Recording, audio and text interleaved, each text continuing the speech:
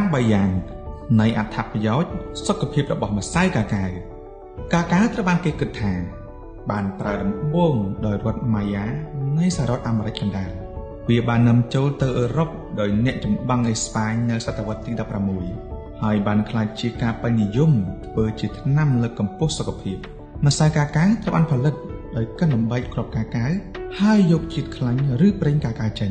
សប្តាហ៍ថ្ងៃនេះកាកាវមានភាពល្បីល្បាញបំផុត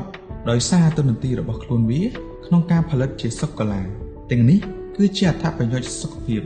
និងអាហារូបត្ថម្ភចំនួន8យ៉ាងនៃម្សៅកាកាវ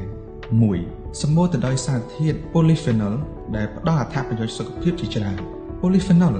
គឺជាសារធាតុប្រឆាំងអុកស៊ីតកម្មដែលកើតឡើងនៅក្នុងអាហារដូចជាផ្លែឈើបន្លែតែ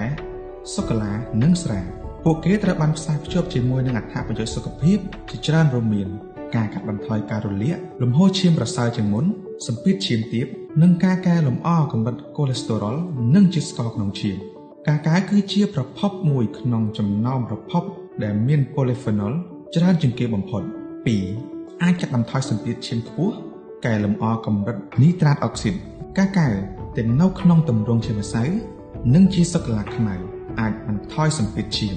ឥទ្ធិពលនេះត្រូវបានគេកត់សម្គាល់ជាលើកដំបូង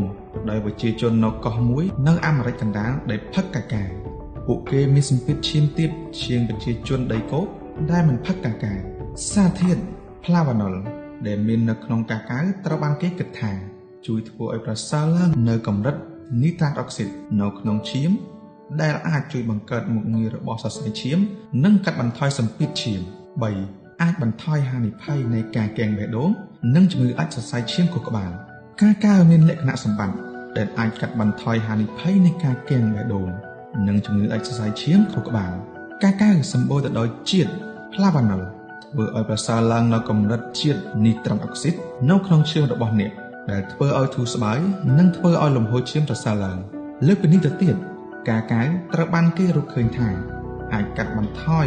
កូឡេស្តេរ៉ុលអាក្រក់មានឥទ្ធិពលធ្វើឲ្យឈាមថយចុះស្រដៀងនឹងថ្នាំ Aspirin ធ្វើឲ្យប្រសើរឡើងនៅជាតិស្ករក្នុងឈាមនិងបន្ថយការរលាកលក្ខណៈសម្បត្តិទាំងនេះត្រូវបានគេផ្សារភ្ជាប់ជាមួយនឹងការថយចុះហានិភ័យនៃការកេងបេះដូងខ្សោយបេះដូងនិងដាច់សរសៃឈាមខួរក្បាល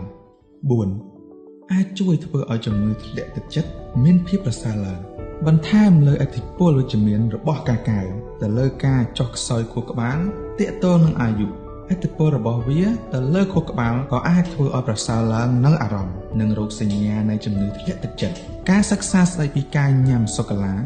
និងកម្រិត stress ចំពោះស្ត្រីមានផ្ទៃពោះបានរកឃើញថាការញ៉ាំសូកូឡាញឹកញាប់ជាងមុនត្រូវបានផ្សារភ្ជាប់ជាមួយនឹងការកាត់បន្ថយ stress និងបង្រឹងអារម្មណ៍ល្អរបស់ទារក 5. អាចជួយធ្វើឲ្យប្រសើរឡើងនៅរោគសញ្ញានៃជំងឺទឹកនោមផ្អែមប្រភេទទី2ទោះបីជាការទទួលទានសូកូឡាហួសកម្រិតពិតមែនក៏មិនល្អសម្រាប់ការគ្រប់គ្រងជាតិស្ករក្នុងឈាមក៏ដោយកាកាវពិតជាមានឥទ្ធិពលប្រឆាំងនឹងជំងឺទឹកនោមផ្អែមមួយចំនួនការសិក្សាសាកល្បងបង្ហាញថា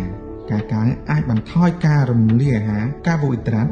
និងស្រូបចូលក្នុងពោះវៀនធ្វើឲ្យប្រសើរឡើងនូវការរក្សាអាំងស៊ីលីនកាត់បន្ថយការរលាកជំរុញការស្រូបយកជាតិស្ករចេញពីឈាមទៅសាច់ដុំការសិក្សាមួយចំនួនទៀតបានបង្ហាញថាការទទួលទានកាកាវខ្ពស់អាចបណ្ដាលឲ្យមានហានិភ័យទាបនៃជំងឺទឹកនោមផ្អែមប្រភេទទី2លើសពីនេះទៀតអាចកាត់បន្ថយភាពប្រែប្រួលអាំងស៊ូលីតធ្វើឲ្យប្រសើរឡើងនៅការគ្រប់គ្រងជាតិស្ករក្នុងឈាមនិងកាត់បន្ថយការរលាកចំពោះអ្នកកើតជំងឺទឹកនោមផ្អែមនិងមិនកើតជំងឺទឹកនោមផ្អែម 6. អាចជួយក្នុងការគ្រប់គ្រងទម្ងន់គួរឲ្យភ្ញាក់ផ្អើលជាច្រើនរបៀបផ្ទុយពីនេះបន្តិចការទទួលទានកាកាវសូម្បីតែក្នុងទម្រង់ជាសូកូឡាអាចជួយក្នុងការគ្រប់គ្រងទម្ងន់របស់អ្នកវាត្រូវបានគេគិតថាកាកាវអាចជួយដល់ការដាក់កម្រិតការប្រើប្រាស់ថាមពលកាត់បន្ថយចំណង់អាហារនិងការរលាកបង្កើតអុកស៊ីតកម្មខ្លាញ់និងអារម្មណ៍នៃភាពពេញលេញការសិក្សាអំពីមនុស្សបានរកឃើញថាអ្នកដែលញ៉ាំសូកូឡាច្រើនតែងតែមាន BMI ទាបជាងអ្នកដែលញ៉ាំវាតិចជាញឹកញាប់បើទោះបីជាក្រុមនេះធ្លាប់ញ៉ាំកាឡូរីនិងខ្លាញ់ 7. មានលក្ខណៈសម្បត្តិការពារមហារីក កាកាវមានកំហាប់ផ្លាវ៉ាណុលពោះបំផុតក្នុងចំណោមអាហារទាំងអស់ក្នុងទម្ងន់មួយដូចគ្នាហើយបរិមាណរបស់វាអាចចូលរួមចំណែកយ៉ាងសំខាន់នៅក្នុងរបបអាហាររបស់អ្នកការសិក្សាអំពីសាកល្បងលើសមាសធាតុនៃកាកាវបានរកឃើញថាពួកវាមានឥទ្ធិពលប្រឆាំងនឹងអុកស៊ីតកម្មការពារកោសិកាពីការបំផ្លាញពីម៉ូលេគុលប្រតិកម្មឬប្រឆាំងនឹងការរលាកទប់ស្កាត់ការលូតលាស់កោសិកាជំរុញការស្លាប់របស់កោសិកាមហារីក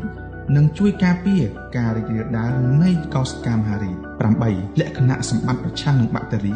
និងភាពស៊ាំជួយឲ្យធ្មេញនិងស្បែកការសិក្សាជាច្រើនបានស្វែងយល់ពីឥទ្ធិពលការពាររបស់កាកាវប្រឆាំងនឹងធ្មេញពុកនិងអញ្ចាញធ្មេញកាកាវផ្ទុកទៅដោយសមាសធាតុជាច្រើនដែលមានអង់ទីអុកស៊ីដង់ប្រឆាំងនឹងអង់ស៊ីននិងរំញោចភាពស៊ាំដែលអាចរួមចំណែកដល់សុខភាពមាត់របស់អ្នកហើយសារធាតុ polyphenol ត្រូវបានគេរកឃើញថាផ្ដល់នូវអត្ថប្រយោជន៍យ៉ាងសំខាន់សម្រាប់ស្បែករបស់អ្នកទាំងនេះគឺជាអត្ថប្រយោជន៍របស់ម្សៅកាកាវឬក៏ផ្លែកាកាវ